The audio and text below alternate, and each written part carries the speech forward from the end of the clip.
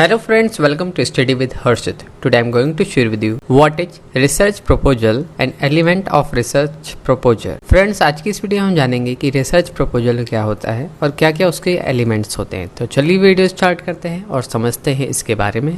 Research proposal क्या होता है? A research proposal is a document that suggest a scientific और academic study effort itself as a request for sponsorship और funding for the proposed research. जो हमारा research proposal है, ये जो है एक डॉक्यूमेंट है जो कि सजेस्ट करता है साइंटिफिक और एकेडमिक स्टडी एफर्ट को, और ये सर्व करता है as a request for sponsorship और फंडिंग, जिससे कि फॉर द प्रपोज्ड रिसर्च जो हमारे रिसर्च है उसको फंडिंग मिल सके, स्पॉन्सरशिप मिल सके, इसलिए जो है ये प्रपोजल होता है। The cost, prospective impact and quality of the research plan are taken into consideration when evaluating the proposal. जो हमारा प्रपोजल इवैल्यूएट करा जाता है जब, तो उसकी कॉस्ट, उसका क्या प्रोस्पेक्टिव इम्पैक्ट है और क्वालिटी ऑफ रिसर्च प्लान क्या है, ये सभी चीज को कंसीडर करा जाता है before funding. The proposal contain suggestion for researching a certain issue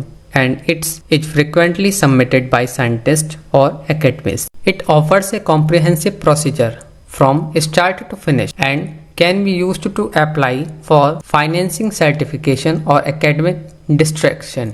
ये जो है रिसर्च प्रपोजल जो है ऑफर करता है कॉम्प्रिहेंसिव प्रोसीजर स्टार्ट से लेके फिनिश तक का, और ये जो है यूज करा जा सकता है, कैन बी अप्लाई करने के लिए फाइनेंसिंग, सर्टिफिकेशन और academic distraction. The primary objective is to convey reader that the project is significant and a double. The proposal has to show that it is aware of the gap in the literature and existing research. For the proposal to be accepted, proper grammar, structure and content are essential. Element of research proposal. Writing a good proposal will help you manage your time so that you can complete your quarter with 3 paper that meet your objective। आपका जो है good proposal जो है आपको help करेगा manage करने में आपका टाइम, जो कि कंप्लीट हो जाएगा आपका 2 से 3 पेज में ही, ना ही आपको ज्यादा पेपर लिखने पड़ेंगे अगर आपका एलिमेंट सही से प्रपोजल के हैं। नंबर 1 है background of the study. Provide the context of relational for the research, explaining why the study is important and relevant. Problem statement, clearly define the research problem, gap in the knowledge और issue that the study aim to address. Objective of the study, specify the specific goal and outcome that research intend to achieve. सबसे पहले आपको background of the study provide कराएं, context और regional for the research, explain करें कि आप किस लिए ये स्टडी आपके लिए इम्पोर्टेंट है और रेलिवेंट। नेक्स्ट होगा आपका प्रॉब्लम स्टेटमेंट। आप इसमें क्लियरली डिफाइन करें कि रिसर्च प्रॉब्लम क्या है, गैप क्या है नॉलेज में और इशू क्या है स्टडी का, एम हो एड्रेस करें। ऑब्जेक्टिव्स ऑफ स्टडी में आप स्पेसिफाई करें स्पेसिफिक गोल और outcome the research intended to achieve, क्या हम अचीव करना चाहते हैं, क्या हमारे रिसर्च का गोल है। Objectivity of the study, describe the research potential contribution in term of theoretical and applied application. Objective of the study में आप डिस्क्राइब करें रिसर्च का potential contribution in the term of theoretical और applied application. Study restriction, identify the limitation and potential weakness. आप identify करें कि क्या क्या लिमिटेशन है और क्या क्या पोटेंशियल वीकनेस है रिसर्च, while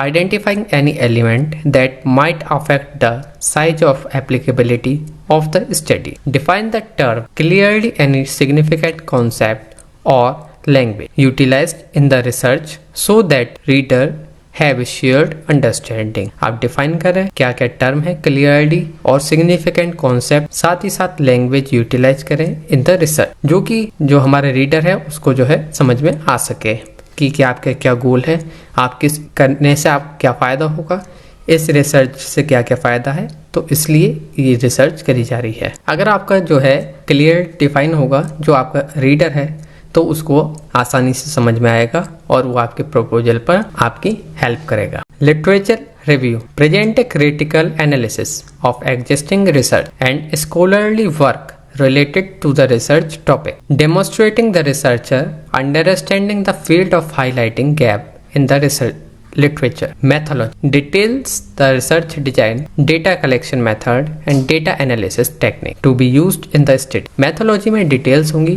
कि रिसर्च डिजाइन क्या है, डेटा कलेक्शन मेथड क्या रहेगा, डेटा एनालिसिस टेक्निक कौन किन का यूज करा जाएगा जो कि यूज करी जाएंगी इस स्टडी में। रिसर्च प्रपोजल में ये सभी चीज इंक्लूड हो, सभी एलिमेंट हैं जो कि इंक्लूड होते हैं एक परफेक्ट रिसर्च प्रपोजल में। नेक्स्ट है हमारा टाइमलाइन। टाइमलाइन में आप प्रोवाइड करेंगे schedule for the different stages, अलग अलग स्टेजेस का क्या क्या शेड्यूल है of the research project. Outline करेंगे माइलस्टोन और डेडलाइन, क्या क्या आपके माइलस्टोन की है का अचीव करना और किस डेडलाइन तक आपको वो अचीव करना है। नेक्स्ट है हमारा बजट, अगर वो एप्लीकेबल है तो आप बजट भी अपना आउटलाइन करेंगे कि एस्टिमेट कॉस्ट क्या रहेगी, आपकी जो रिसर्च की एक्टिविटीज हैं और सोर्स क्या क्या आपको रिक्वायर्ड है इस स्टडी के लिए। ये सभी चीज इसलिए ऐड करी जाती हैं रिसर्च प्रपोजल में कि जिससे कि सारी डिटेल आपकी जो है पता पड़ जाए, डिटेल में एक ओवरव्यू हो जाए, जो आपका जिसको आप प्रपोजल भेजना चाहते हैं वो समझ ले कि क्या बजट रिक्वायर्ड है, किस टाइमलाइन में इन्हें करना है और क्या क्या चीज इन्हें अचीव करनी है। Ethical consideration address any potential ethical issue related to the research including formed constant, confidentiality and data protection. Address करें एनी पोटेंशियल एथिकल इशू, कोई भी रिलेटेड है उसको एड्रेस करें टू द रिसर्च जो कि रिसर्च से रिलेटेड हो, इंक्लूड जैसे कि इन्फॉर्म्ड कंसेंट, कॉन्फिडेंशियलिटी और डेटा प्रोटेक्शन। रेफरेंसेस में इंक्लूड करें list of sources seated in the research proposal.